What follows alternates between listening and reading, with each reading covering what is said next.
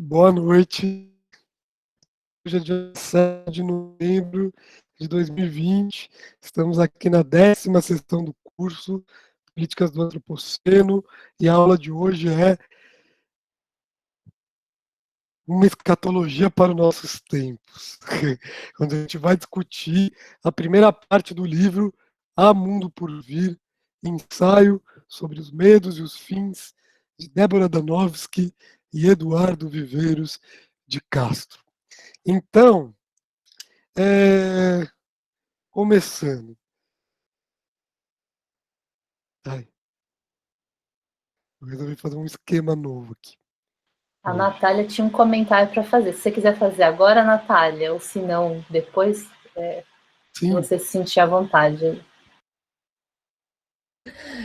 Não, eu só fiquei pensando, você falou, né, de comentários bem gerais, assim, né, sobre o texto, e eu acho que ele funciona muito, ele amarra muitas coisas ao mesmo tempo, assim, ele é muito misturado de um jeito que eu acho muito bom, porque eu, por conta de um trabalho até de geopolítica da minha faculdade que eu tô fazendo agora de cinema, apareceu um trabalho sobre antropoceno, eu falei, tipo, nossa, não esperava achar você aqui, assim, né?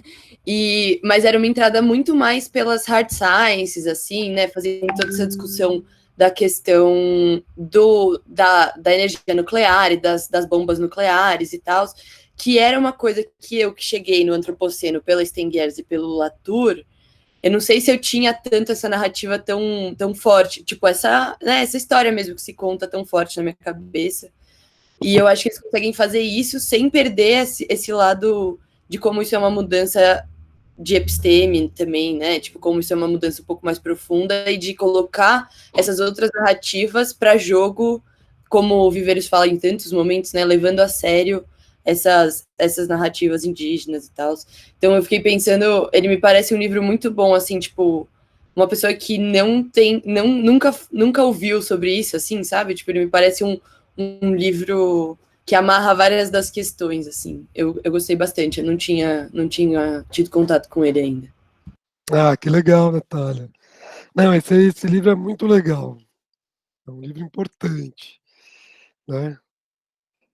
E está totalmente nesse debate que a gente tá discutindo aqui. Não sei, será que eu sigo aqui umas notas que eu fiz? Cara, eu posso Segue seguir. aí, Rê. Aquela aí você vai Eu me vou te interrompendo. interrompendo. Você podia usar aquele PowerPoint que você fez Sim, depois na segunda parte, né? sim. Que eu acho que é super bom. E a gente também vai tentar, acho que se funcionar, seria legal, passar uns trechos de alguns dos filmes que são referenciados no livro. Vamos. Né? Não sei se todo mundo já viu, aí fica como um convite para ver.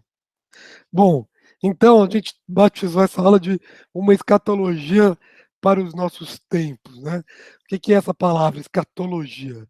Né? Escatologia é uma doutrina das coisas que devem acontecer no fim do mundo, né? Um discurso sobre o fim do mundo. Na teologia, né, a gente viu já pelo Latour, né, que já se envereda um pouco dessa discussão teológica, a escatologia é uma doutrina que trata do destino final, homem e mundo. Pegando pelo dicionário Oxford, que tinha uma tradução na internet, que é doutrina que trata do destino final do homem e do mundo e pode se apresentar em discurso profético ou em contexto apocalíptico, né? Um discurso de profetização de um tempo que está por vir, ou num contexto apocalíptico que fala mesmo num fim do mundo, né? Num fim dos tempos. Né? Então, lembrar que escatum, né? De skatos, em grego quer dizer extremo, último. Né? Então, é um discurso sobre o que está no fim, um discurso sobre o fim. Né? E, de fato, esse livro do Eduardo e da Débora é uma reflexão sobre o fim do mundo, ou melhor, é uma reflexão sobre reflexões sobre o fim do mundo. Né? E é claro, esse fim do mundo a partir dos tempos que a gente está vivendo, portanto, da chamada irrupção de Gaia, que a gente falou bem, e também da crise climática. O Latour, né, que a gente, sobretudo o capítulo que a gente discutiu na semana passada, já estava falando bastante do tempo do fim, né, sobre essa necessidade de pensar.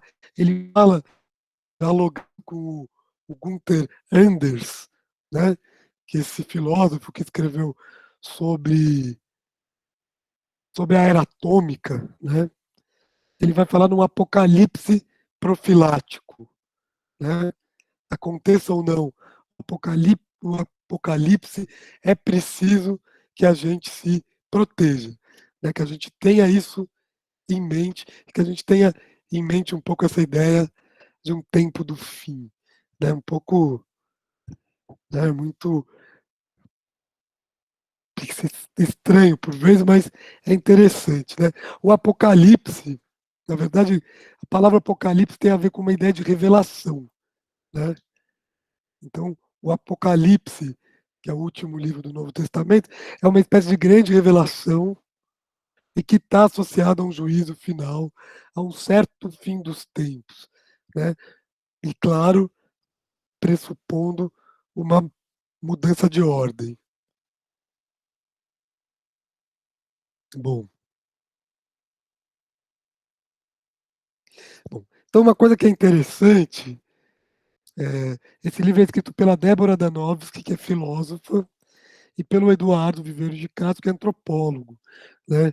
Então dá para ver também no livro essa complementaridade, né, entre uma visão mais filosófica mesmo, de grandes questões da filosofia, né? A Débora está querendo pensar qual o impacto da crise ecológica que a gente está vivendo para a própria filosofia, né? Pensamento filosófico.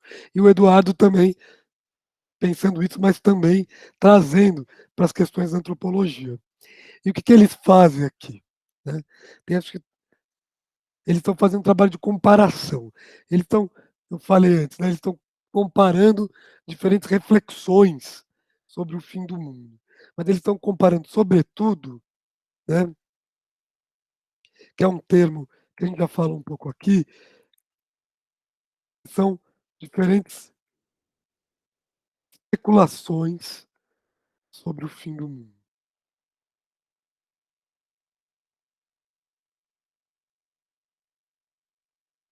Né? Então tem um elogio, né, da capacidade especulativa, né, de pensar livremente o que seria essa relação entre a humanidade, o nós, né, que tá o Listão usando o nós num sentido abrangente, né, e o mundo. Depois eles vão mostrar que é preciso dizer o que exatamente a gente está chamando de mundo e de humanidade ou de nós, né? E eles vão se colocar contra a ideia de que é possível separar radicalmente nós do mundo e vice-versa, né? Então, nesse exercício comparativo, eles vão trabalhar com diferentes registros de especulação. Especulação filosófica, desde um autor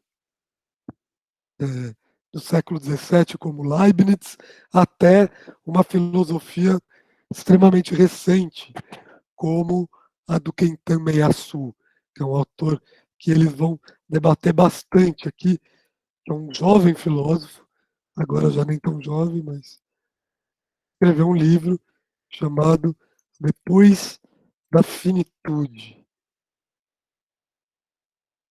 em 2016. 2006. Bom, eles vão falar também de ficção científica, de ficção em geral, na literatura, mas também no cinema. Né? Eles vão falar também em mitologia em cosmologias indígenas. E eles vão comparar essas três coisas, né? De uma certa maneira, a filosofia, a antropologia, a literatura, né? E de uma certa maneira, eles estão dizendo que tudo são mitos, porque o mito é uma grande máquina, como havia mostrado o Levi-Strauss, uma grande máquina de especulação sobre o mundo, né? Se vocês lembram bem do Levi-Strauss, ele vai dizer, o mito, ele se define pela sua capacidade de refletir sobre o real, o que não é o mesmo de refletir o real, não é um reflexo, o real é uma reflexão sobre o real e ele também é uma especulação sobre os possíveis, sobre os mundos possíveis, né? O que é possível? É isso que o mito vai vai colocar, não necessariamente o que é empiricamente dado.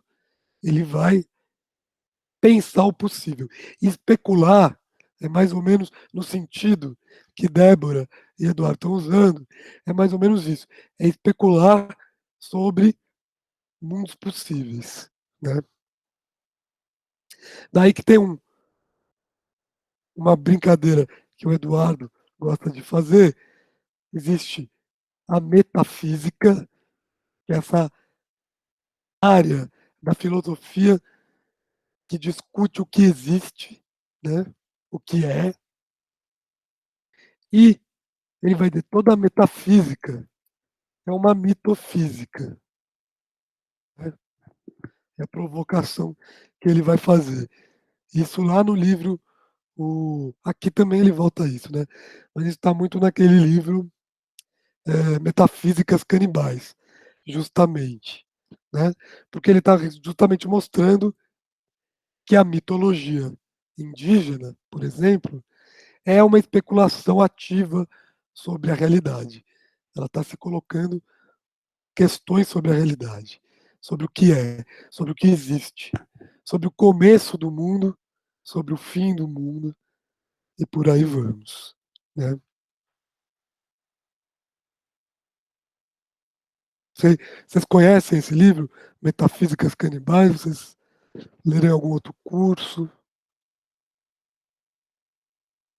Sim? Bom,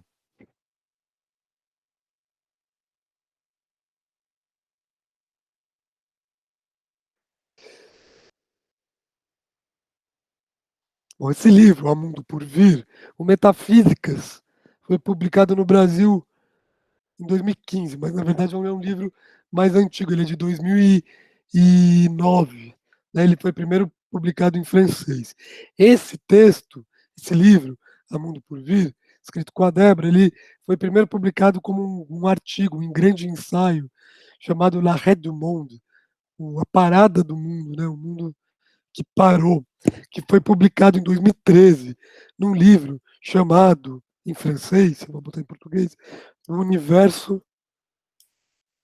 Fechado ao Mundo Infinito. É um livro que foi editado pela Emily Ash, né? E que tinha como propósito pensar o antropoceno, né? Quer dizer, implicações do antropoceno para diferentes áreas do pensamento. E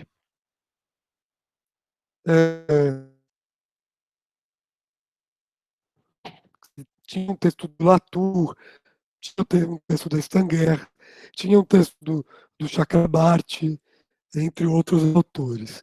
Né?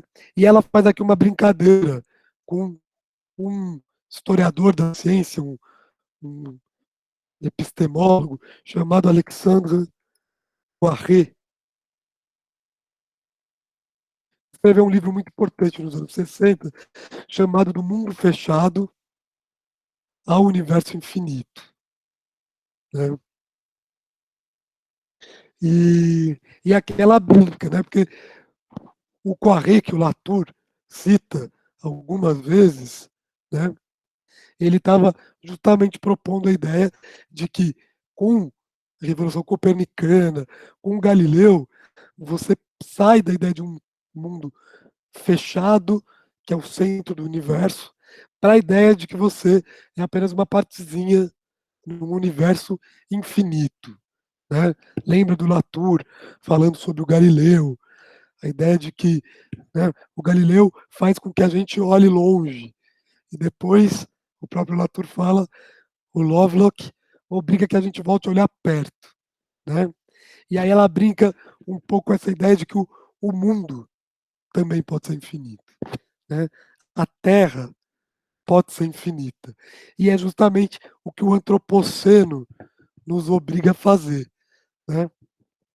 Voltar aí, questionar umas certezas que foram imputadas pelo Ocidente moderno com as ciências modernas. Né?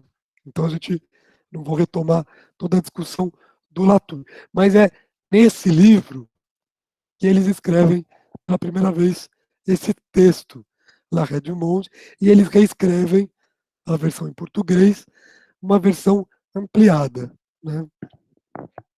E parece que eles ampliam também essa espécie de brincadeira, que é essa coisa de comparar essas diferentes especulações sobre os fins do mundo. Né? Então, o que eles vão dizer? Logo de começo, é preciso conectar para viver no antropoceno, é preciso conectar pensamentos sobre o fim do mundo. São muitos fins de mundo, muitas catástrofes. Né? Aquecimento global, bomba atômica, Chernobyl, Fukushima, Auschwitz, a invasão da América. Quer dizer, né? E todos esses eventos catastróficos produziram reflexões. Reflexões sobre o fim.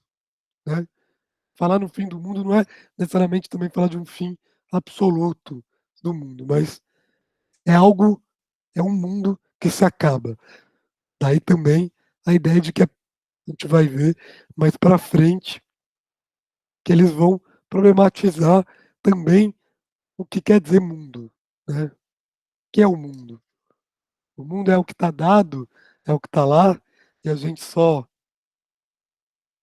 dispõe dele, ou o mundo é também algo que a gente constitui. Existe um mundo só, a natureza, ou existem múltiplos mundos? Né?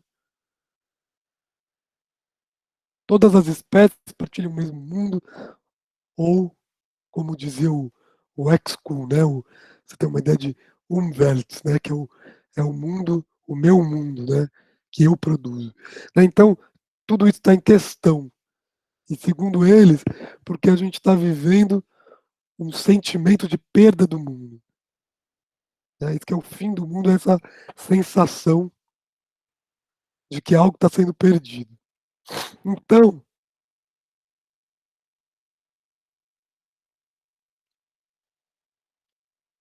a gente poderia dizer, a gente tem dois modos de ler esse livro. Um deles é com profundo pessimismo, né? Catástrofes. Ele fala só do fim, né? E eu acho que tem muitas acusações. Né? Há essa reflexão que falam desse catastrofismo, talvez, né? Mas o outro que eu acho interessante, e eu acho que só quando a gente chegar no final a gente vai entender, é uma coisa que tem a ver com uma possibilidade de transformação, uma aposta de transformação, e isso tem a ver com uma espécie de devir indígena, devir índio, né? Quer dizer, os povos indígenas como aqueles que poderiam apontar um caminho diferente, né? Que poderiam nos representar diferentemente sobre todas essas catástrofes. Então, eu acho que essa é uma chave interessante, né? E aí a gente vai ver no final que ele vai, eles vão pegar aquela ideia dos terranos como povos por vir, que Latour tinha lançado no Diante de Gaia, para dizer, bom, mas não seriam esses povos por vir os indígenas que sobreviveram a 500 anos de fim de mundo, né? O que nós podemos, então, aprender com eles? Sem, claro, não deixar de... Uma coisa que a Stanger fala, né? Eu acho que em outro texto. É aprender com eles, mas sem deixar de lado a vergonha de, de usufruir de um mundo que contribuiu para a sua aniquilação, o seu sofrimento, né? Bom, então, a gente vai ver mais chegando no final, quer dizer, que eles vão atacar essas teorias, sobretudo um conjunto de teorias que é o aceleracionismo, tipo, não podemos parar, temos que continuar seguindo em frente, né? E, do outro lado, a resistência dos povos indígenas, que, por sua vez, podem ser conectadas com outras formas de resistência, né? Seja ao capitalismo, ao crescimento econômico, coisas assim. Então, eles vão tentar conectar. Então, uma das coisas que é mais interessante desse livro é essa conexão entre pensamentos, especulações sobre o fim do mundo e também entre experiências, né? Lutas, por que não? Né? Bom, não sei. Natália, sim, também não querer pensar no fim, né? Pois é. É o chamado negacionismo, né? Karen, Posso fazer um comentário antes da claro, gente seguir? Não sei se a minha internet ela tá oscilando um pouquinho, se tiver ruim, vocês me avisam, tá? Aí eu falo sem o vídeo. Não, acho que o Renato se apresentou super bem, né? As questões gerais e os temas que percorrem o texto. Acho que eu teria pouca coisa a dizer a mais. Acho que só pontuar uma coisa a partir também do que a Natália, do comentário da Natália. Acho que essa impressão de que eles amarram muita coisa, né? Quer dizer, eles, além de mobilizarem muitos autores, de falarem sobre uma série de justamente como o Renato falou, né, de fazer uma comparação entre diferentes modos de especulação, enfim, que se orientam de formas distintas filosoficamente ou mitologicamente, né, acho que é interessante porque eles são muito perspicazes em relação a perceber uma inquietação generalizada, né, que se manifesta numa imaginação, digamos assim, coletiva, né, em fabulações que são da literatura, da filosofia, do cinema, enfim, vocês veem que as referências são as mais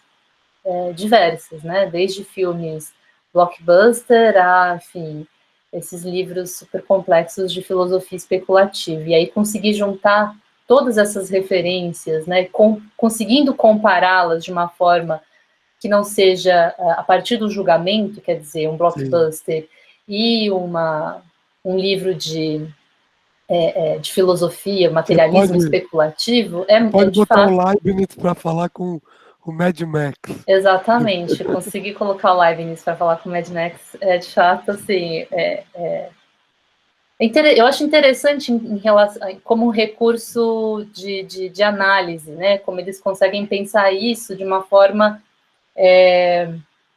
como um discurso sobre apocalipse, né? Que vão se articulando em relação, a gente vai ver, o Renato fez até um PowerPoint super bom para isso, né? Como eles operam, digamos, como se pares de oposição, né, em relação à ideia de humanidade, de mundo, de fim, enfim, como essas coisas se articulam. Eu acho que nesse nível é possível, então, comparar, colocar essas coisas, essas referências distintas para dialogar. E, de certa forma, né, é interessante que tanto ciências naturais, enfim, uma cultura mais classificada, a metafísica mesmo, literatura, enfim, nenhuma delas tem exatamente uma resposta, mas todas elas estão justamente especulando sobre essa questão do fim, do apocalipse, né?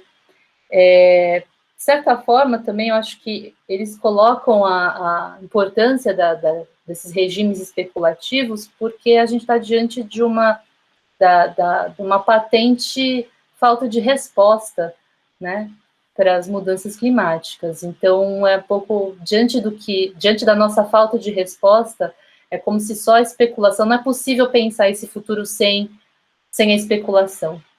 Né? E, nesse sentido, pensar essas diferentes chaves especulativas, enfim, esses quadros que eles falam, né, de ficção científica, escatologias messiânicas, enfim, sem colocar essas coisas, né, compará-las, não é possível pensar, dada a imprevisibilidade desse futuro. Né? Quer dizer, eles frisam, né, as mudanças todas, elas ultrapassaram qualquer referência ou esses limites, né, os parâmetros dados como limite para pensar as variáveis todas, sei lá, seja de dióxido de carbono, seja em relação à acidificação dos oceanos, enfim, num contexto em que já não existem limites e que todos os parâmetros de referência foram ultrapassados, né, aquela expressão que termina o artigo que a gente leu do Paul Crutzen, né, assim, estamos diante da Terra incógnita. Diante dessa incógnita, a especulação tem uma função central.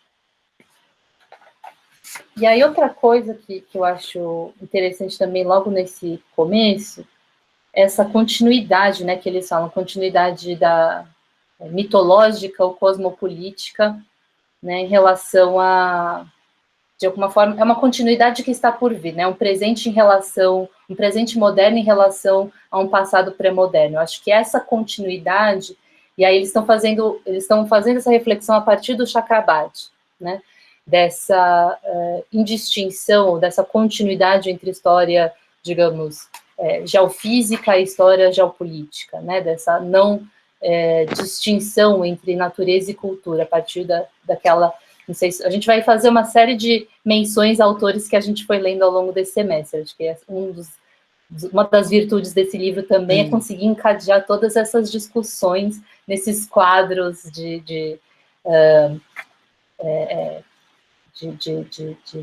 especulativos, né?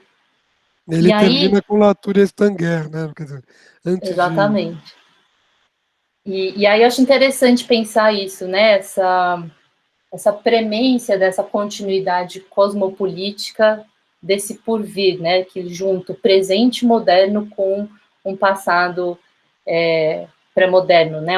Essa continuidade que aí, em termos da Stangers, é uma continuidade entre um espaço psicológico e um espaço ecológico, aquela ideia do pânico frio, que eu acho que é muito potente para a gente pensar a insuficiência dos nossos tempos, né, de uma distância entre o conhecimento científico e a incapacidade política. É o que a Tânia falou na aula dela, né, do pânico frio da Dilma, falando sobre Belo Monte, né, assim, a impotência política diante do fim do mundo iminente, que ela sabia, e estava plenamente ciente de tudo isso. E aí, só para finalizar esse comentário, que eu acho que a referência ao Gunther Anders é central aqui, como foi no livro Diante de Gaia, né, das Gifford Lectures do Latour, que a gente leu nas últimas 2 aulas, E aí tem uma ideia, enfim, tá, acho que numa nota de rodapé, mas eu achei extremamente interessante também, porque essas ideias todas vão ecoam no nosso presente, nas questões que a gente vive hoje, né? Afinal de contas, se trata de refletir, especular sobre a crise política ambiental.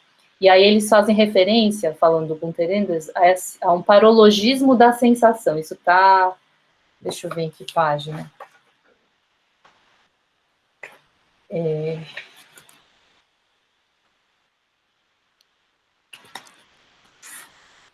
Ai, eu já me perdi aqui, mas logo no começo, que é uma espécie de insensibilidade, aqui, página 30, né?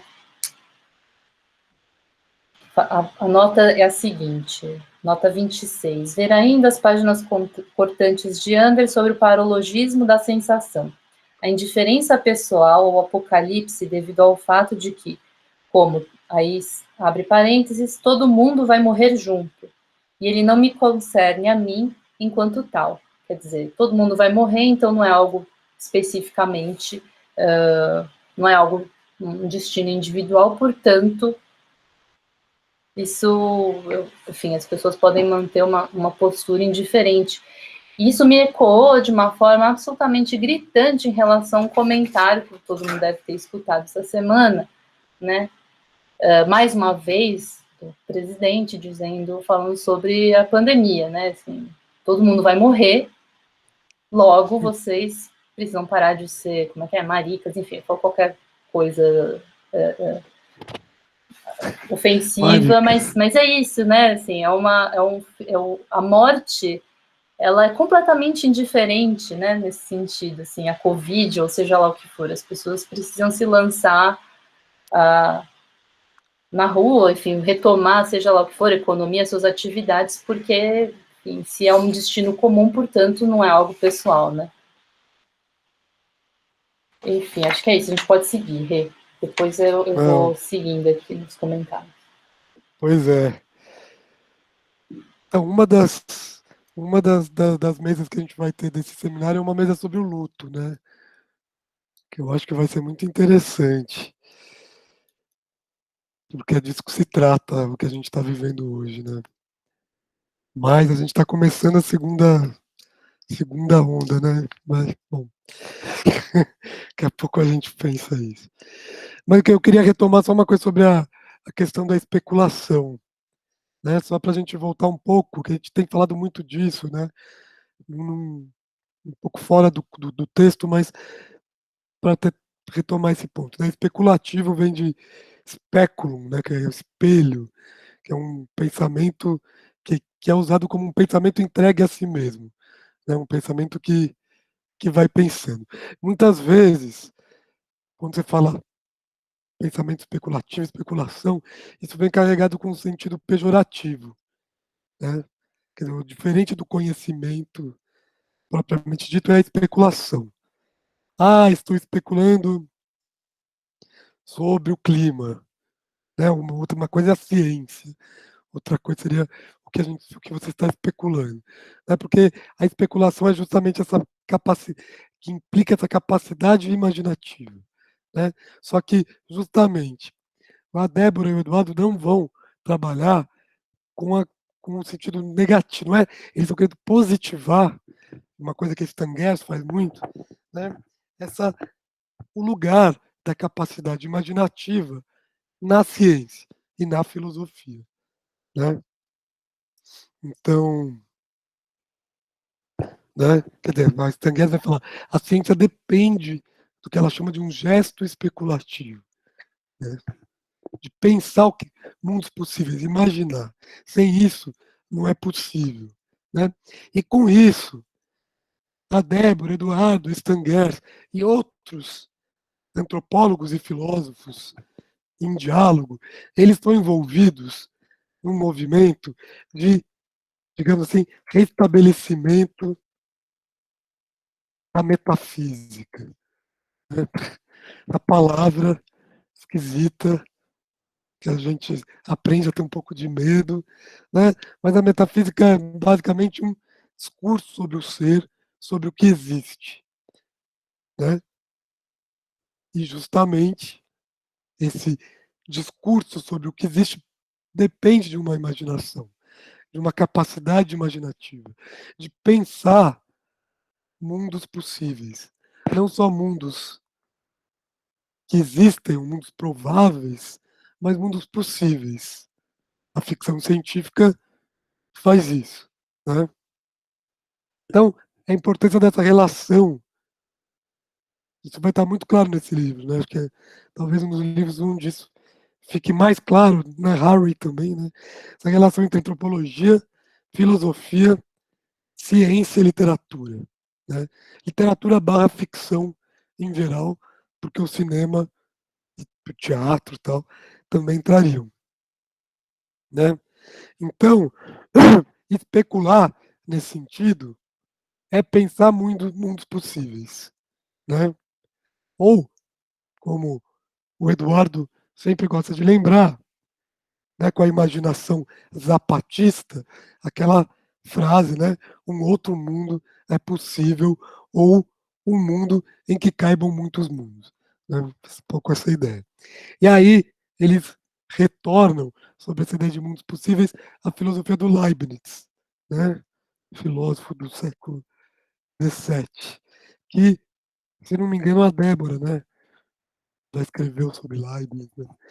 Né, e, e o Leibniz vai dizer, bom, logicamente existem infinitos mundos possíveis, no entanto, a gente tem que escolher pelo mundo, o melhor mundo possível, que é o mundo criado por Deus, o nosso mundo e tal, né? E aí,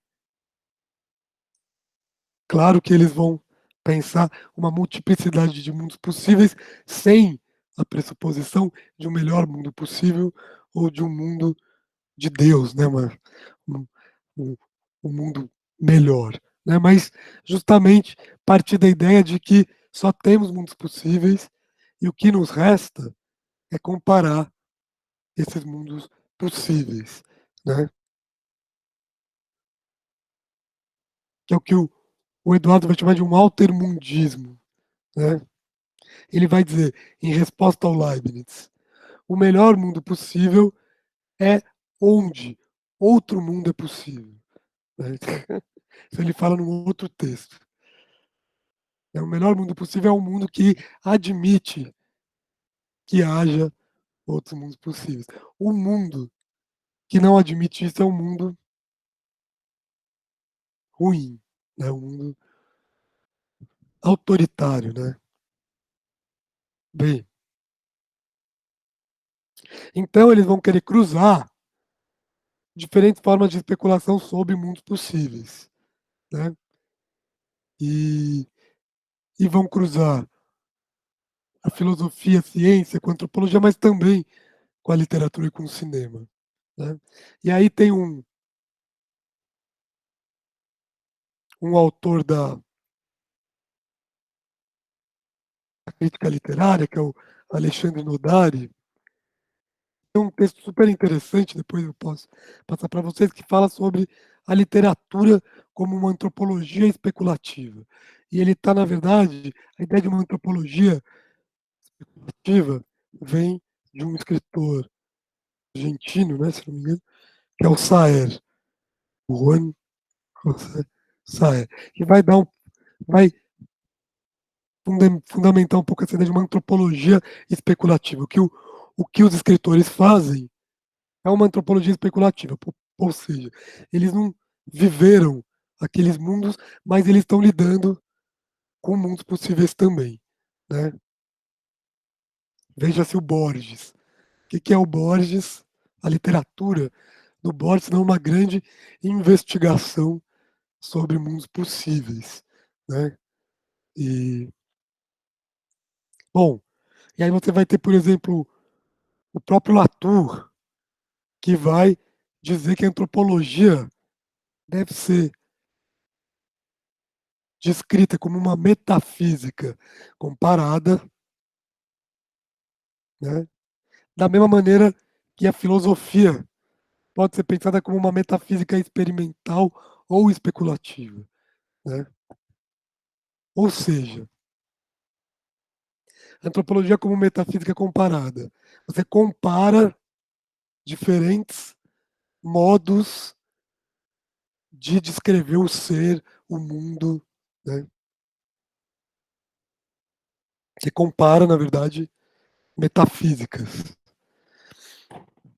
Já a filosofia poderia ser descrita, isso um outro jovem filósofo, é o Chris Manillier, vai falar muito nessa ideia de uma metafísica experimental. Qual que é a diferença da metafísica experimental, de uma filosofia recente, para uma metafísica, digamos,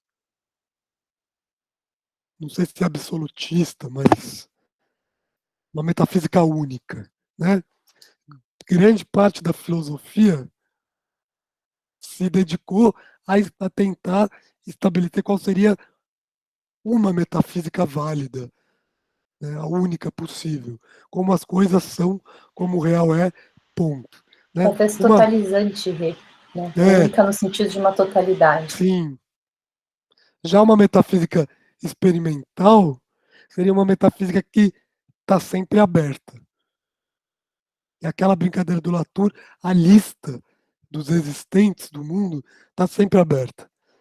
Né? A gente não conhece. O Pasteur introduz no mundo a figura do micróbio, que era impensável.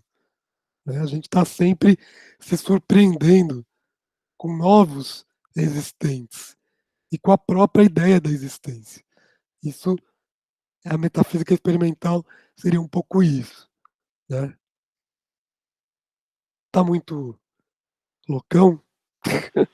É só Não, lembrar da coisa do não, bóson de Higgs, não sei se vocês se lembram, que há sim, pouco tempo atrás que foi comprovada a existência que antes era apenas teórica do bóson de Higgs, que é uma dessas partículas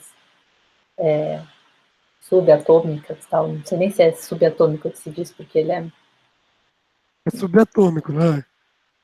É que eu não sei se é subatômico como, sei lá, um elétron é subatômico, porque ele é menor ainda. Enfim, não Ele é sei qual é menor o termo que o adequado para isso, próton. mas para Ele é lembrar uma, que. Hã? ele é uma parte do próton. Acho Bom, que sim. Entendidos de física, se quiserem dar uma ajuda, mas enfim, só lembrando esse caso. O bóson de Higgs que não existia, agora existe, né? tem o neutrino também. Tem um livro da Stan Getz muito legal que chama A Virgem e o Neutrino. Que ela vai falar, olha, a Virgem, ela também pode ser, posso não ter experiência, mas também a gente não tem experiência do neutrino. E, no entanto, eles são fundamentais. De um lado a Virgem, de um lado o neutrino, o bóson de Higgs e coisas assim, né? Alex, metafísica comparada? Não. Justamente, é uma ótima pergunta sua, mas é justamente para fugir do multiculturalismo. Porque o multiculturalismo trabalha sob o solo de uma metafísica única, né? Quer dizer, porque as culturas variam, mas a natureza, o mundo é um só, né? Então, ele vai falar, porque a gente está, o Latour, né? A gente está preso a uma metafísica da natureza. A ideia de natureza, ela institui uma metafísica, que é a ideia de que o mundo é a natureza e ele é imutável. Né? Isso é tudo que a gente viu com Latour. E essa metafísica da natureza, ela possibilita uma, um multiculturalismo, né? Que vai dizer, você tem muitas visões sobre o mundo, sobre a natureza, mas a natureza é uma só, né? É, então, a metafísica comparada é a capacidade, é a possibilidade da gente assumir que não existe uma natureza só. E isso não é simplesmente uma questão cultural, né? A própria ciência está falando numa metafísica experimental para dizer isso, que o mundo está em formação, né?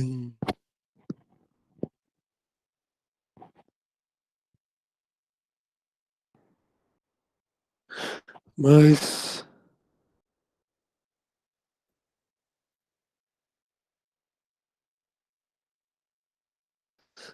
se a coisa é comparar metafísicas, não perde de vista a mudança do que se descreve.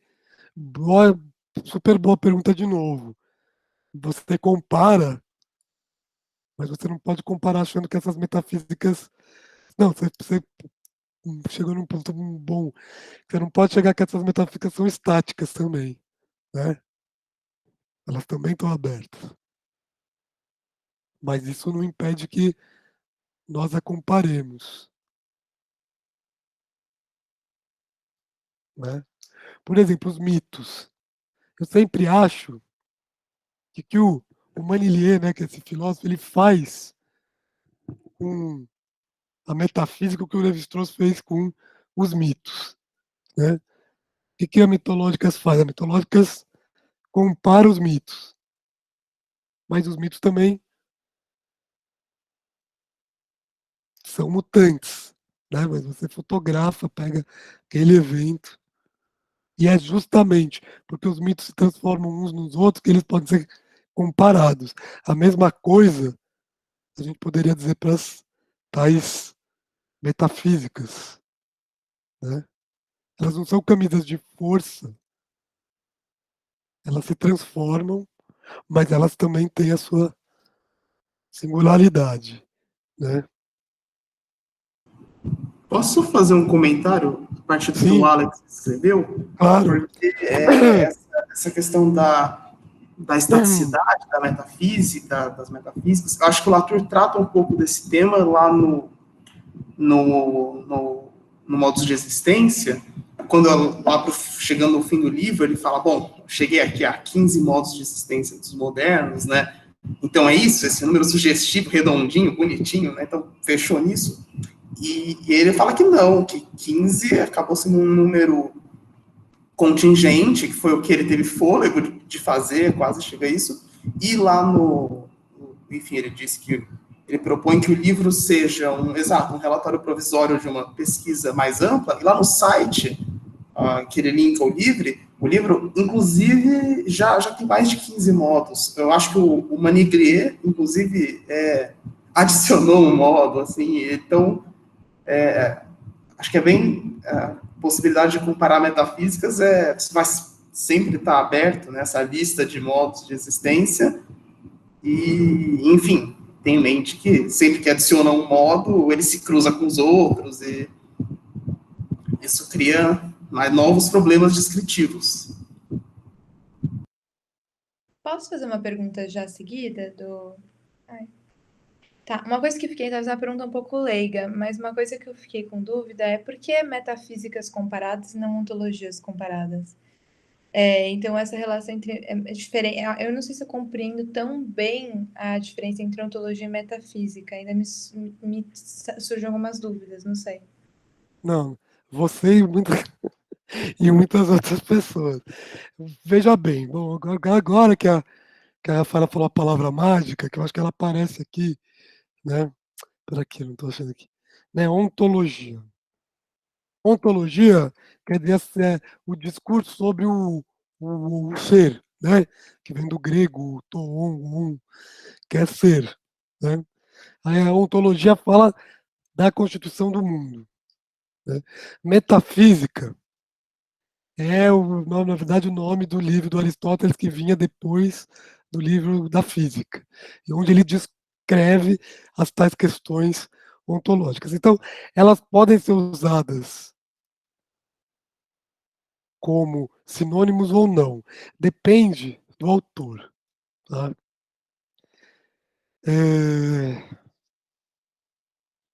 Depende do autor, mas não a. Sim, Mas é que eu diga. acho que metafísica, nessa referência importante que você deu do Aristóteles agora, era um nome, como você falou, que tem uma certa arbitrariedade. Era simplesmente porque é o livro que vem, que é subsequente à física. Então, não que exatamente tenha algum sentido a princípio particular, mas eu acho que é justamente isso, né? Na medida em que diferentes filósofos foram se apropriando disso, justamente pensando essa ordem da relação entre aquilo que sucede, enfim, tem uma ordem em relação à física, isso passa a ter um sentido específico. E aí eu acho que tem casos que se aproxima dessa noção de ontologia e em casos que isso se afasta de uma forma mais incisiva, talvez pensando até, enfim, não dá para entrar nisso, mas pensar na escola patrística, né, e toda coisa do cristianismo que desenvolve isso de uma forma muito Sim. específica e para aqueles, né, enfim, é super importante, né, Platão, Aristóteles e tal, então, assim, para patrística, acho que isso leva para um lugar em que isso enfim, tem uma diferença maior, mas não dá para, não sei se você quer complementar com uma coisa, mas eu acho que é super pertinente isso, embora não dá para dizer de uma forma definitiva, assim, metafísica é Sim. tal coisa, ontologia. A gente pode usar como coisas parecidas aqui, né, que a gente não está fazendo filosofia, mas tem um debate que eu acho que está por trás disso tudo, que é o problema que vai aparecer lá no século XVIII, com Kant, com a crítica da razão pura, e com uma crítica que o Kant tem da ideia de metafísica. Né? Quer dizer, a metafísica é você achar que você tem acesso às coisas, ou a tal coisa em si, e tal, e o que o Kant vai dizer, não. A gente tem que fazer a gente tem que ter uma cautela e dizer que, na verdade, você não tem acesso direto às coisas reais, né? Em si mesmas, mas o que a gente pode falar é sobre as condições que eu tenho de conhecer as coisas. Né? E com isso, o Kant cria uma linhagem mesmo, né? Na filosofia moderna, né? E que, por sua vez, vai deixar de lado o que até então tinha sido chamado de metafísica. Né?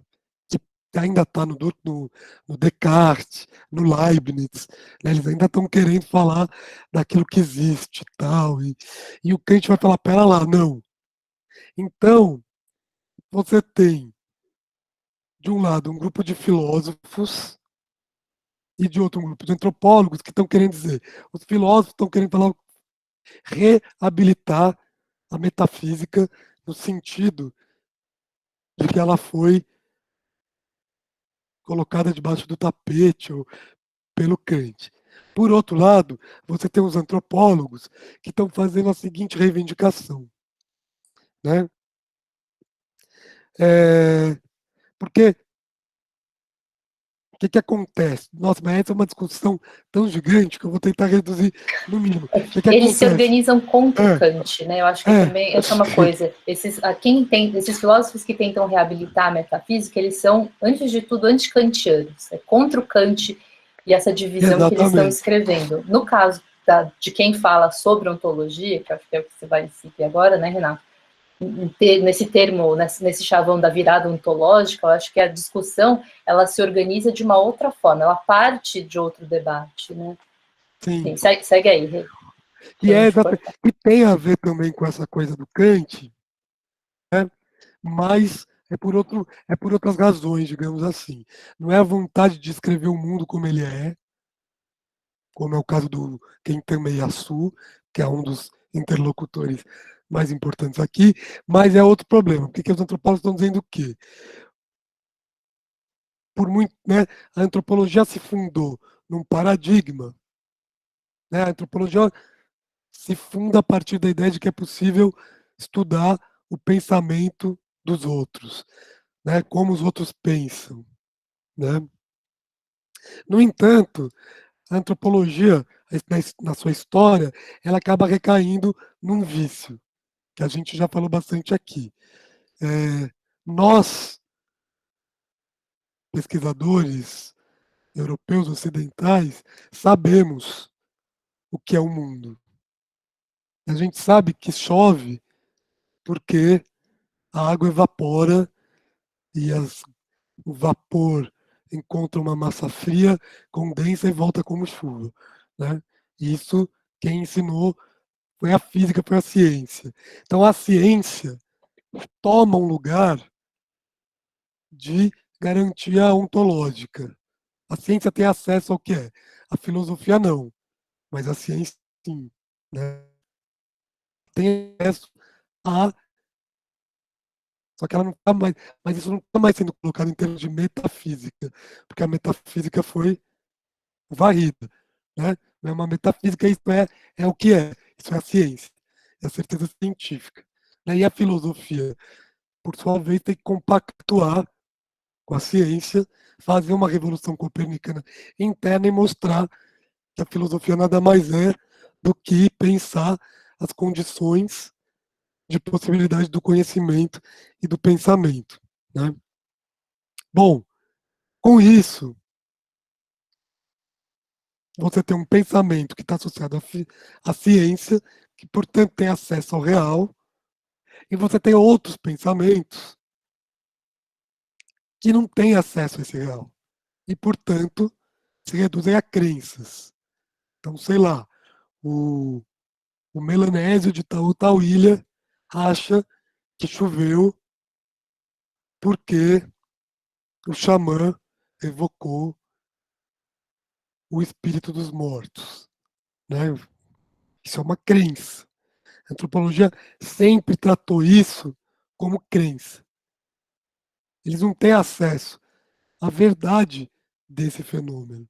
Eles podem representar, ele tem representações. Né? Bom, a partir de um determinado momento na história da antropologia, alguns antropólogos, né, isso não é só isso antes dessa coisa chamada virada ontológica, começaram a falar, não, a gente não pode tratar as pessoas com quem a gente trabalha como pessoas que não têm acesso ao real, que estão imersas no imaginário ou num simbolismo. Né? Que o próprio estruturalismo, de uma certa maneira, reduz a coisa ao simbólico. Né? Então, a eficácia simbólica. Não é que o xamã tem acesso à fisiologia da paciente, mas ele consegue produzir uma coisa que simbolicamente tem um efeito. Né? Então, alguns antropólogos vão falar, a gente precisa levar a sério os outros e assumir que eles também, que o mundo deles não é exatamente o mesmo mundo que o nosso. Portanto, a gente tem que entender como que eles descrevem o seu próprio mundo. Né? E aí que vai aparecer a ideia de ontologia. O Eduardo já falava muito de metafísicas, mas a metafísica sempre foi um termo mais, digamos assim, eu acho que, não sei se a Karen está de acordo, metafísica seria um termo banido, ao passo que a ontologia ficou. A ontologia é uma coisa séria. Né? Toda filosofia tem uma ontologia que são os pressupostos sobre o que existe. Né? Eu acho que sim, acho que E, metafísica. Ah, você ia continuar? não, e que Continua para no fechar o seu no raciocínio. mundo moderno, essa ontologia passa a ser guardada pelas ciências. Né? E todo o resto da humanidade que não compactua desse pensamento científico estaria imersa em crença. Portanto, não tem acesso a uma ontologia. E o que os antropólogos estão falando, depois dessa coisa que vai chamar virada ontológica, é preciso levar a sério o que essas pessoas falam e levar essas coisas que elas falam não em termos de crença, nem de representação, mas de ontologia. Que mundo o xamã está descrevendo ou está produzindo quando ele canta um ritual de cura? Né? Então, é trazer a ontologia para mundos que não são os mundos da ciência moderna. Né?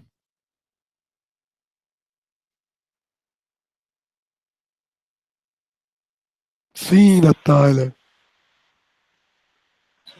É lindo. Que ele Ah, aproxima sim. o mito o mito das ciências complexas, né? Eu concordo com a formulação que você fez, e só assim, para complementar uma coisa, eu acho que também o efeito de falar uma coisa e outra, dizer metafísica ou dizer ontologia, tem efeitos diferentes também Sim. em relação às suas consequências, né? No caso da metafísica, eu acho que é uma palavra meio maldita mesmo, e quando se fala, se afirma uma metafísica, também se tem um sentido de reabilitar a própria ideia de que é possível uma metafísica. Então, os autores estão discutindo diretamente com Kant, né? Então, nesse sentido, eu acho que é reclamar um acesso ao mundo, uma possibilidade de reganhar o mundo, seja lá que mundo, né? Assim, não tem não se diz nem de um outro mundo, mas a possibilidade de um mundo que seja, né? Porque esses filósofos eles estão desterritorializados, então acho que é de uma forma mais genérica no sentido de buscar se libertar desse emprisionamento do sujeito. Que é o Agora, a que o Kant acaba ontologia. fazendo, a filosofia kantiana, ela que tem aquela coisa, aquela imagem célebre, né? O céu estrelado sobre a minha cabeça, ou seja, que eu não tenho acesso, Uhum. e a lei moral no meu E a lei coração, quer moral dizer, no meu coração. que é uma separação entre a física e a Uhum. moral, que é justamente o que a gente está vendo agora com o Latour, com a Stanger, né? Uhum. E no caso da ontologia, acho que é isso, o debate é diretamente com a física. Aí não se trata só de retomar um acesso, de reclamar um acesso ao mundo, mas de reclamar outros mundos, né? Aí acho que é mais uma questão de multiplicidade de mundos, né? E Uhum, aí acho que eu marcaria um pouco essa diferença também quando se fala de uma coisa e de outra. sim.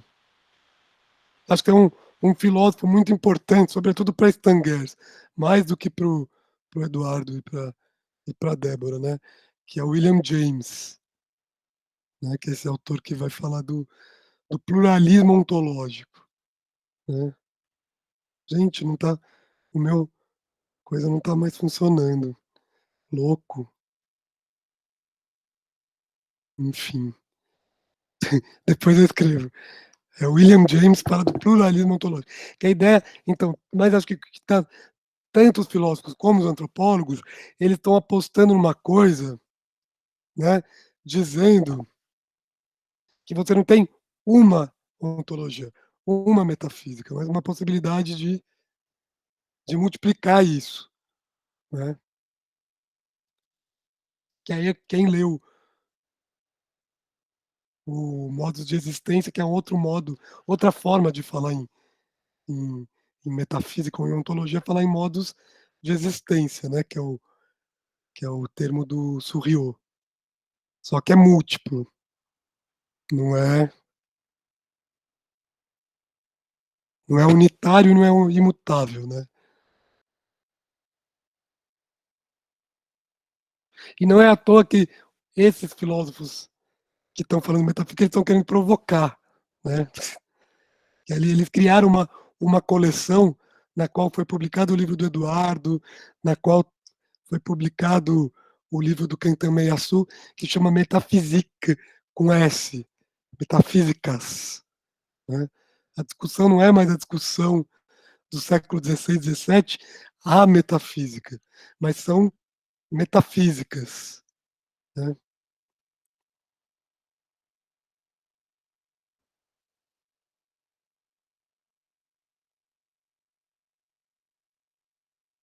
Sim. Vocês acham que eu confundi mais? Porque essas palavras, palavrões, aparecem à torta e à direita aqui. Pode ser um tema de trabalho, quem quiser se aventurar nisso, a gente vai gostar de ler. Tem que... Isso, é um bom Relação tema de de trabalho. metafísica e ontologia. Aí você tem que pegar, quer dizer, como que esses termos foram variando ao longo da história da filosofia. Mas a ontologia sempre foi uma coisa mais séria, né? Ontologia.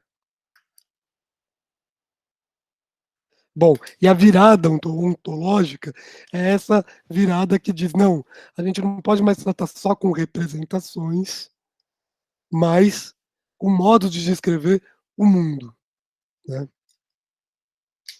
Então a gente vai ver que um debate que atravessa todo o livro. Nossa, não aconteceu uma coisa muito louca aqui. Eu acho que alguém me cortou do chat, talvez. Talvez.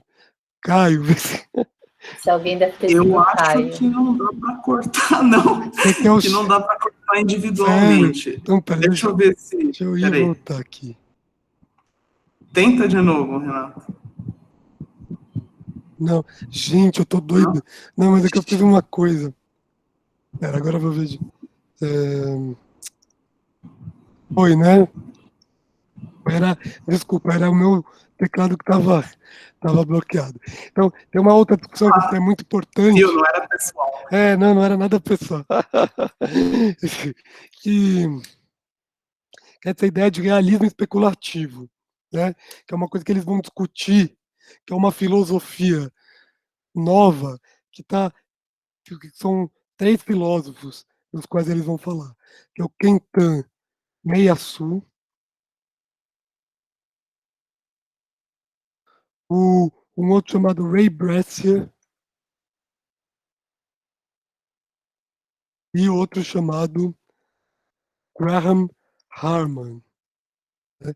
Que são filósofos mais ou menos jovens, 2 ingleses e um francês, que estão tentando restabelecer essa discussão sobre ontologia e metafísica, e eles, apesar de dizerem coisas diferentes, eles são agrupados nesse termo chamado realismo especulativo, né?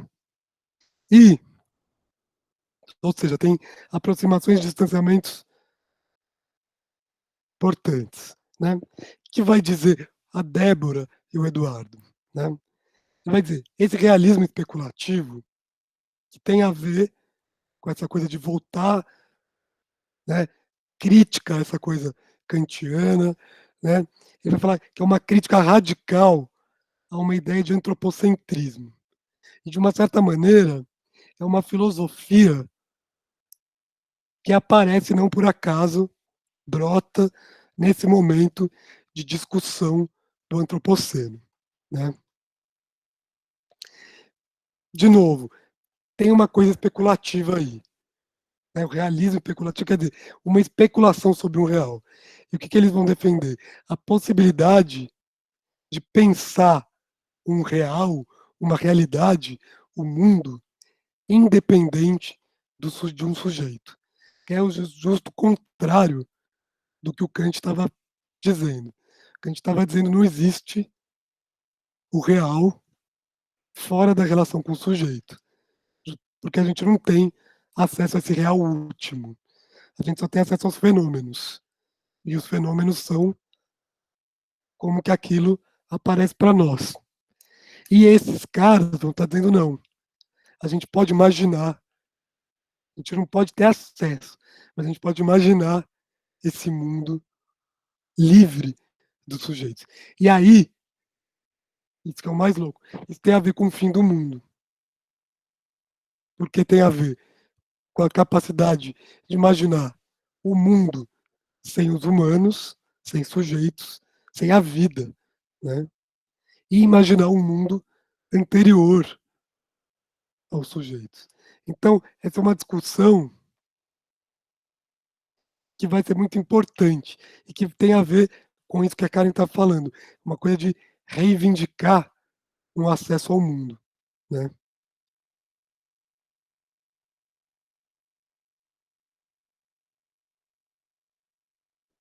Bem,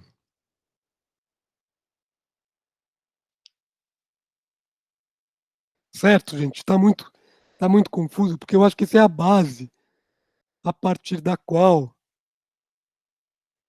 eles vão construir o livro, né? Você Eles vai estão... entrar no. Ai, desculpa. Continua, Rê. Não, só queria pegar algumas coisas. Não, pode falar. Não, na verdade era só perguntar se você já ia entrar na coisa do correlacionismo, que eu acho que é importante, ou se você vai retomar isso depois. Vou retomar depois. Eu estava pensando em passar aquele quadro. Tá, acho que fica mais claro colocando no quadro. Que aí a gente acha que isso vai ficar mais claro daqui a pouco, né? Mas é muito legal, quer dizer, como que eles vão tratar como metafísica tanto essa filosofia hard do realismo especulativo, né, que é uma filosofia que está voltando às grandes tradições do pensamento e tal, quanto que ele vai chamar de metafísica pop, que é o que está na ficção científica, no cinema, na literatura. Ele fala que a ficção científica é uma metafísica pop, que ela está falando de o que é o mundo, o que é o universo, o que são os mundos. E a mitologia. A mitologia também é a tal mitofísica que é uma metafísica também, né? Isso é super importante, né? Ele vai dizer a mitologia,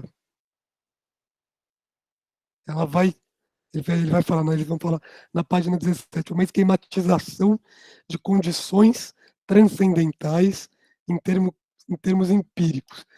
Traduzindo para uma linguagem mais levi-straussiana, é o famoso pensamento selvagem, né? Você pensar questões abstratas a partir do sensível, né? Levi-Strauss. Só que o mito vai se apropriar, não vai trabalhar com conceitos, com funções matemáticas, mas ele vai trabalhar com elementos sensíveis, mas para colocar questões que são metafísicas também, né? E daí ele vai dizer, o fim do mundo é um problema eminentemente metafísico. Porque para a gente falar do fim do mundo, é preciso falar o que é o mundo, né? O que é o que está no fim? E o que é o sujeito que pensa esse mundo, né? Enfim, só que aí eles estão usando o fim do mundo como um fio, mesmo aqui, né? Então, eles falam, o que a gente quer é pensar variantes do tema do fim do mundo, né?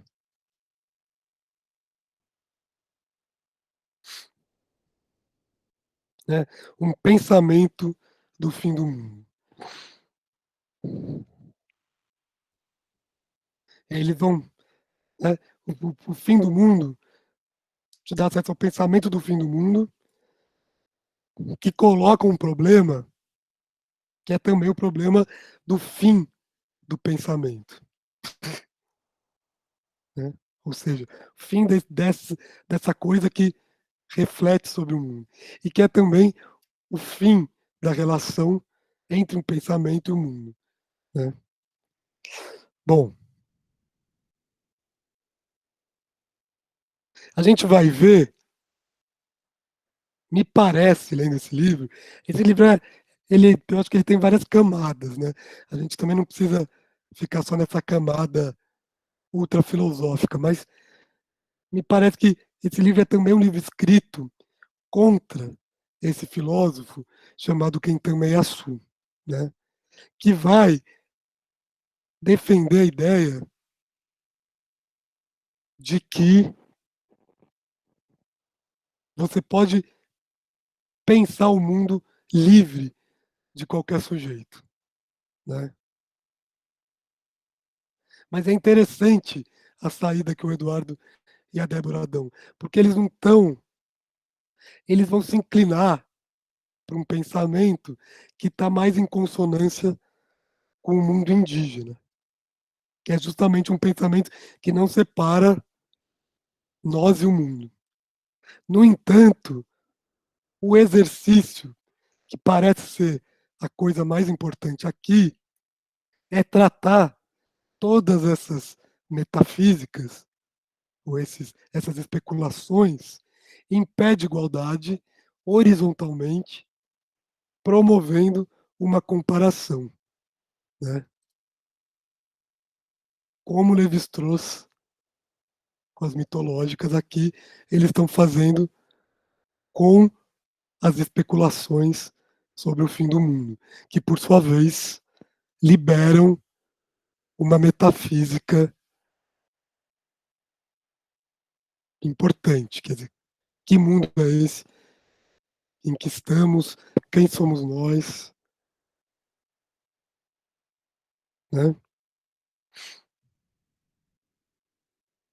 Então, pensar o fim do mundo, então, esse livro, desculpe, ele está buscando investigar as possibilidades da relação entre a humanidade barra nós e o mundo, mas sem saber exatamente de antemão o que são esses termos, porque eles não são pensados da mesma maneira por todo mundo. O que é a humanidade? O que é o sujeito? A humanidade é uma espécie ou ela é algo mais que transborda uma espécie? Como, por exemplo, o que os povos indígenas vão dizer, né? E o que é o mundo? O mundo é um só, o mundo são vários, o mundo está lá, o mundo pode ser composto, né?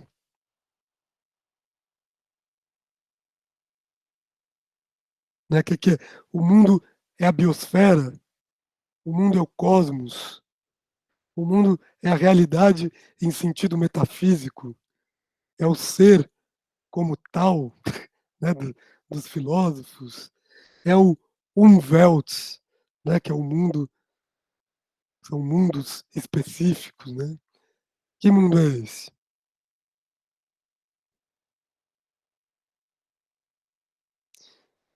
Bem, e aí eu queria entrar com a matriz, com a Matrix, mas eu acho que eu vou fazer, eu podia mostrar essa matriz, aí a gente faria o intervalo, para não ficar muito cansativo, né?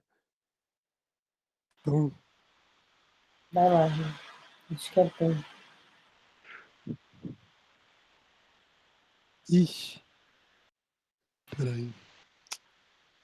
Você consegue apresentar? Consigo, só Tem essa opção? tem, só que ele não aparece aqui, peraí. Apresentar, é uma janela, né? Sim. Vocês estão vendo?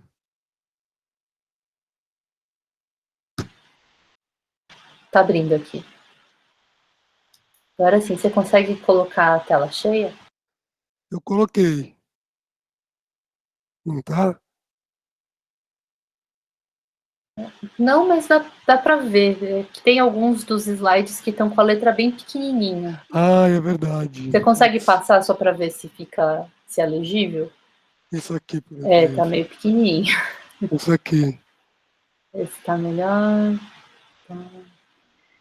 Talvez por apresentação do slide ao invés de tela cheia possa ajudar.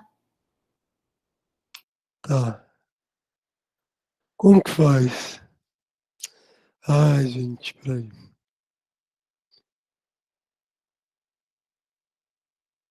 Slide? Como que faz, Rita? Eu não sei. Seria o modo apresentação, sabe? Para ele sair Melhorou? essas. Melhorou? Melhorou. Para mim, acho que tá igual. Bem baixo, normalmente embaixo tem, ou em cima, é que daqui não dá para ver exatamente onde que pode estar. Mas Espera tem que sempre agora. uma opção, começar ou em cima do computador, assim, do que você tá, se não sei que computador que é, mas às vezes tem, no Mac tem as opções, tipo, começar a apresentar em cima. Não. Slide, somente slide. Mudei. Melhorou?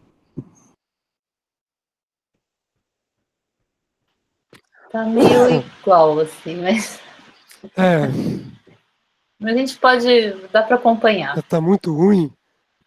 Não, esse não, mas aqui talvez mais para frente fique um pouco pequenininho, mas também como não é tanta coisa escrita, acho que é o que. Então vamos. Ó, porque esse livro é uma coisa que eu gosto de brincar, é que tem uma. Esse livro, no fundo, ele é super estruturalista.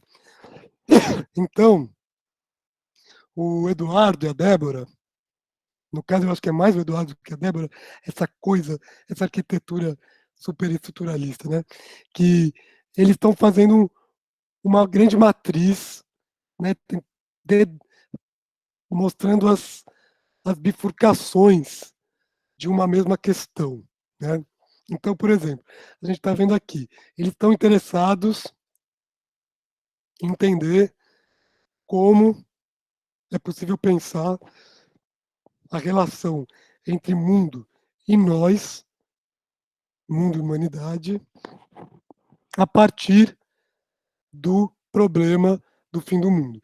E aí eles vão levantar uma série de narrativas, especulações que falam desse fim do mundo, né? E aí eles estão juntando tudo: filosofia, antropologia, literatura, cinema, etc. Então, o que temos aqui? Né? A primeira bifurcação dessa matriz. Você pode pensar, né, se existe essa relação mundo e nós, mas você pode pensar uma imagem de um mundo sem nós e de um nós sem o mundo. Né? O mundo sem nós é um mundo que pode ter existido antes de nós, é um mundo antes de nós, mas também pode ser o mundo depois de nós. Né? Então, uma série de narrativas que falam do fim da humanidade. E aí, o que é isso? Né? Ou, no caso do nós sem o né? O mundo acabou, mas os humanos permaneceram. Isso tudo na chave do especulativo. Né? Esse nós sem o mundo pode aparecer como nós antes do mundo. No começo não havia mundo, mas havia pessoas. Então, é uma coisa que aparece em muitas mitologias.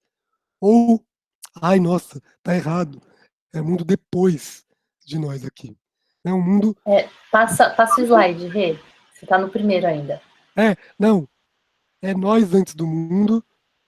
Aí seria nós depois do mundo. Tá errado esse aqui. Mas é que o slide não está aparecendo para a gente, professor. Está Não, no Escatologia para nossos tempos ainda. Está sério. no primeiro da apresentação. Ah, não Está uma acredito. escatologia para os nossos Então, tempos. então tem algum erro. Ó, eu botei no slide e deu pior ainda, gente. Pera. Aí. Então vamos.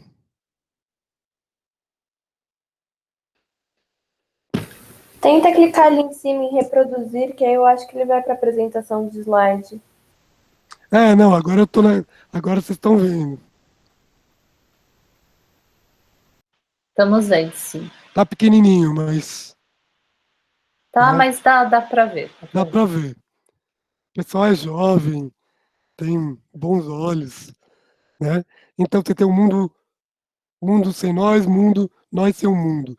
Mundo antes de mundo depois de nós antes do mundo, e aqui que está errado. É o nós depois do mundo. Né? E todos esses casos aqui, eles podem ter um viés mais utópico ou mais distópico. Né? O mundo depois de nós pode ser uma maravilha, pode ser um horror. Né? Então, o que eles vão fazendo? Eles vão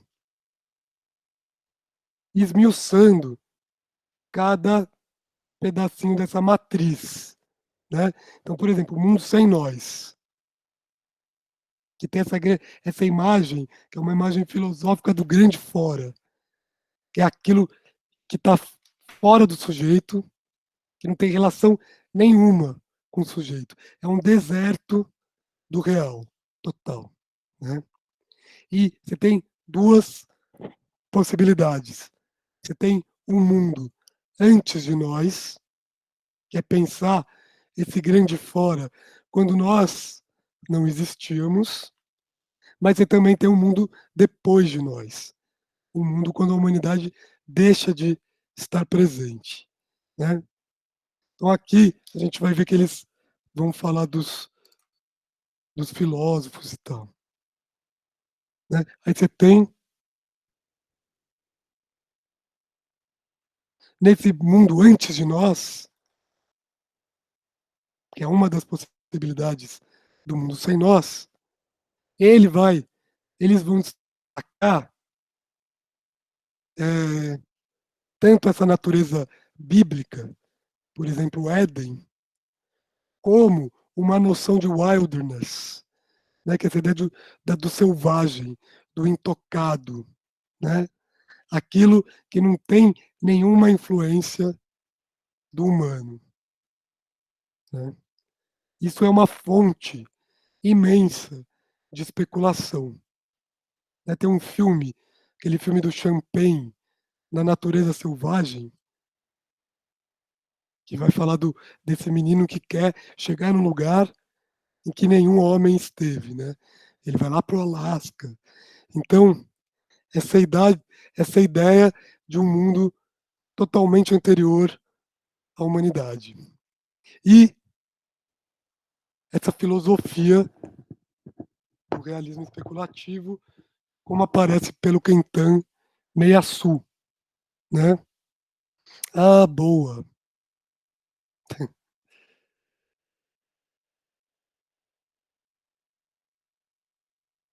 Aumentou? Aumentou. Aumentou sim. Ah, boa. Gênia. Quem que foi aqui? Claro, o zoom do coisa. É que eu nunca sei o que funciona ou não. Tá? Então estamos aqui.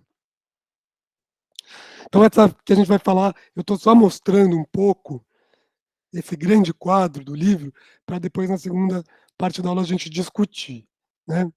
Depois você vai ter o mundo depois de nós, que é o mundo da extinção, da grande extinção da humanidade, mas também pode ser da vida, né? E aqui ele vai falar de um livro importante, que é do Alan Weisman, The World Without Us, né? O Mundo Sem Nós, que é um escritor, né, que vai falar de um fim da humanidade na Terra, mas por um viés otimista, no sentido, olha que bom, né? Que nem quando começou a pandemia, de que todo mundo falava, nossa, finalmente a camada de ozônio vai voltar, a Amazônia não vai ser mais desflorestada, né? O problema é sempre mais embaixo. Aí depois você vai ter esses dois filósofos, o Ray Bresser, desculpa, no caso só o Ray Bresser que ele vai falar aqui, do Nihil Unbound, né? Que é o contrário do otimismo, né? Que é um niilismo absoluto sobre o que virá a ser, né? E depois ele vai trazer esses filmes, né? Sobretudo o Melancolia do Lars von Trier e o 4:44 do Abel Ferrara, que são filmes que imaginam o fim do mundo e o fim da existência humana na Terra, né? Claro que eles estão falando de um fim do planeta, né? Terra, e o fim da humanidade. Depois do intervalo, a gente vai projetar para vocês essas cenas finais, né? E aí o outro braço é o nós sem o mundo, que seria justamente o contrário do grande fora. Seria um mundo em composição, um mundo que precisa ser feito, um mundo que é mais experimental, né? E justamente o próprio Eduardo e a própria Débora vão falar que filosoficamente eles se identificam mais com o nós sem o mundo, né? E aí a gente vai ter de novo o nós antes do mundo e o nós depois do mundo. O nós antes do mundo, eles vão dar o exemplo clássico das cosmologias ameríndias. E aí tem aquela epígrafe que é curta e grossa, que é muito boa, tirada de um sábio Aikewara, né, um, um povo tupi do norte do Brasil, que diz o seguinte: no início não havia nada, exceto humanos e jabutis. Né? Aí a pergunta é: como é possível existir pessoas sem existir um mundo? Né? Bem, e aí eles vão entrar na ideia do perspectivismo multiculturalista e do antropomorfismo. Né? A ideia de que tudo nesses mundos é potencialmente humano e que a humanidade se constitui como uma questão de ponto de vista. A gente vai voltar a isso já já. E na semana que vem, sobretudo. Bem, e aí então, nós depois do mundo, né? A última.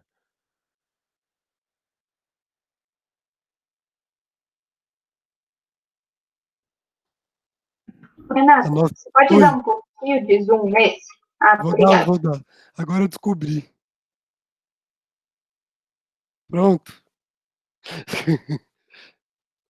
Né? Aqui a gente tem nós, que é a última coluna, né? O último braço. Nós depois do mundo, que seriam espécie de, né? Você tem aí de novo, eles vão mostrar que você tem tantas utopias quanto distopias, né? Estranho essa coisa, da mesma maneira que era estranho falar de nós antes do mundo, como é possível ter pessoas antes de ter um mundo? Também aqui é estranho pensar, bom, mas como ter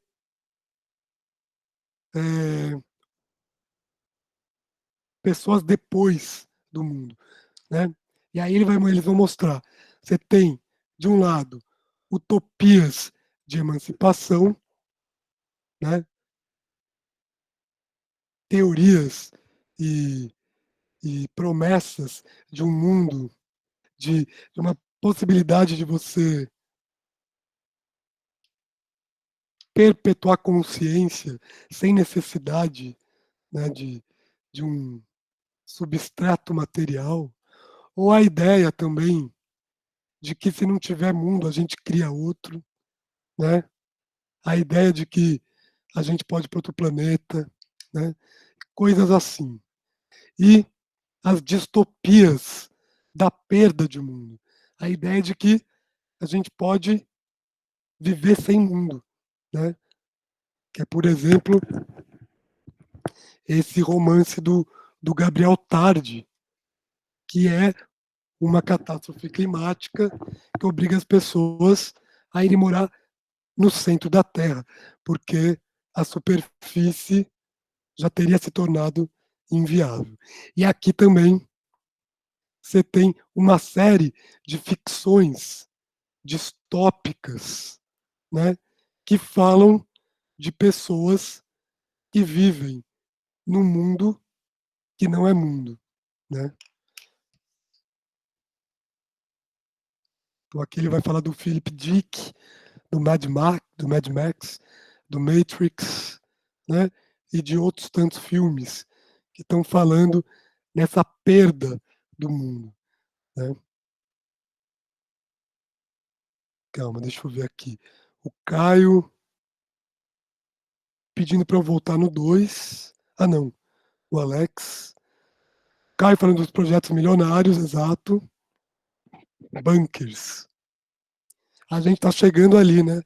com essa pandemia. É mais ou menos. Falei comentando a Sofia, que falou para adicionar nos Sofia, projetos. É, né? Então, ó, para só voltar, o esqueminha geral seria esse, né? Não está no livro.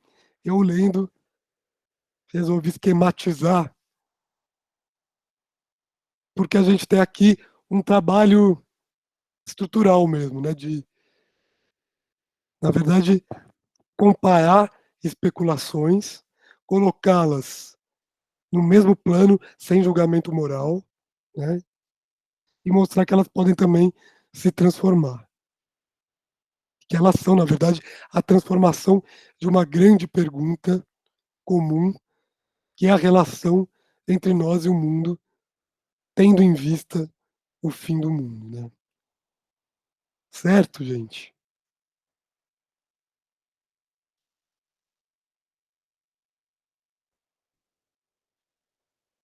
Bom, vamos fazer um intervalo, ficar com isso na cabeça e depois comentar os detalhes, ir para os casos. A gente podia tentar passar os trechos dos filmes, que acho A gente pode... eles pouco ilustram cada uma dessas partes da matriz, acho que pode ser interessante também. Sim.